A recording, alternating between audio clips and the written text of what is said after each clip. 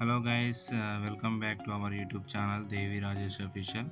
ఎవరైనా మా ఛానల్ని కొత్తగా చూస్తున్నట్టయితే please subscribe to my channel and bell icon press చేయండి.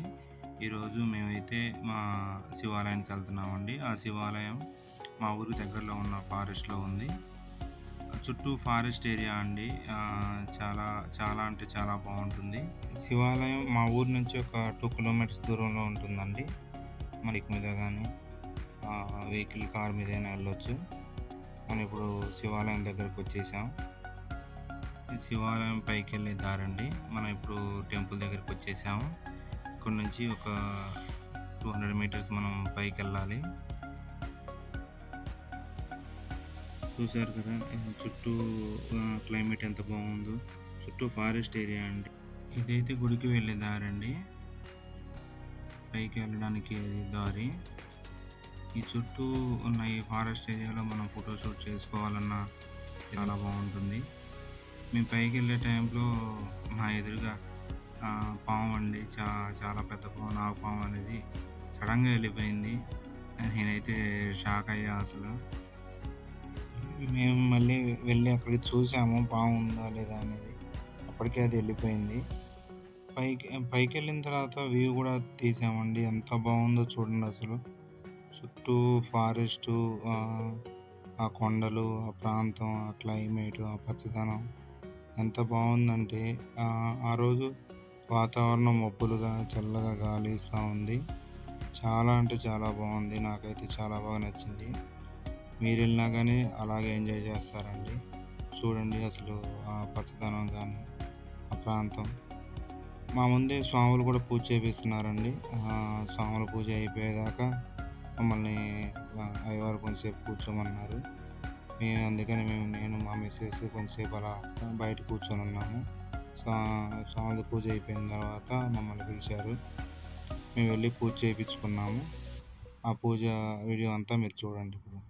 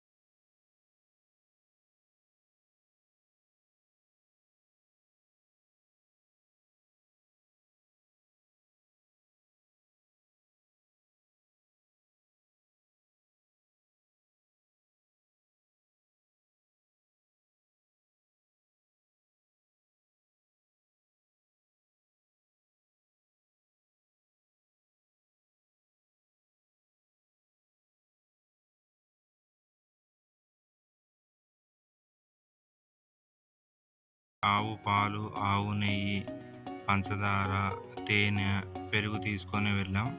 అభిషేకం అయితే అయిపోయింది. ఇంకా ఇంటికి వెళ్తున్నాము. అక్కడున్న వాతావరణానికి అయితే మా బాబు అయితే చాలా బాగా ఆడుకున్నాడండి. మా రిషి బాబు అయితే మీ అందరికీ హాయ్ చెబుతున్నాడు.